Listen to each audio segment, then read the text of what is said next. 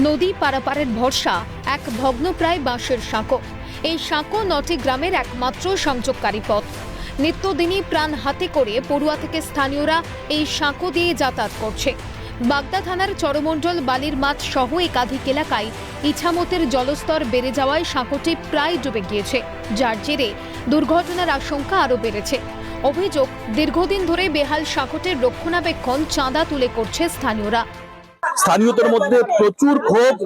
তাদের বক্তব্য, যেখানে সয়েল টেস্ট হয়ে কেন মুখ্যমন্ত্রী কথা দেওয়ার পরেও প্রশাসন কাজ করছে না। তারা দাবি তুলছেন যে অবিলম্বে এই সেতু করতে হবে, নয় তারা একটা বড়সড় আন্দোলনের পথ বেছে নেবে।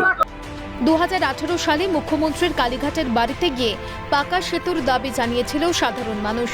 মুখ্যমন্ত্রী সেতু নির্মাণের প্রস্তাব অনুমোদনও দেন, কিন্তু 7 বছর কেটে গেলেও সেই সেতু এখনো বাস্তবায়িত হয়নি। প্রশাসন সূত্রে খবর, সেতু নির্মাণের জন্য সয়েল টেস্ট সম্পন্ন হলেও তারপরে আর কাজ এগোয়নি বলে অভিযোগ। সেখানে মাননীয় মুখ্যমন্ত্রী আমাদের সত্যিকারে আমাদের খুব আপ্যায়ন করেছিলেন, আমাদের সঙ্গে ছিলেন। উনি 1 মাসের ভিতরে মাটি পরীক্ষার জন্য লোক পাঠিয়েছেন, জল পরীক্ষা করেছে, পয়েন্টিং করেছে, বললো যে 6 মাসের ভিতরে কাজ শুরু হবে। তারপরে আর কোনো খবর না। যেই ভোট আসবে সেই রকম ঘরে দরজা দরজা নেতারা ঘুরছে, আর যেই ভোটটা হয়ে যাবে কোনো নেতার খোঁজ নেই। তাহলে এগুলো কি মানুষকে বোকা বানিয়ে রেখেছে? দ্রুত সেতু সংস্কারের আশ্বাস শাসক শিবিরের তরফে। কিন্তু কাজ খুব দ্রুত গতিতে এগোচ্ছে। এখন তো প্রচন্ড জল, যার কারণে একটু সমস্যা হচ্ছে। একটু স্থিতিশীল জায়গায় গেলে, সয়েল টেস্টের রিপোর্টটা এসে গেলে ওটা হবে। ওটা পাকের কারণে একটু সমস্যা, আর কিছু না।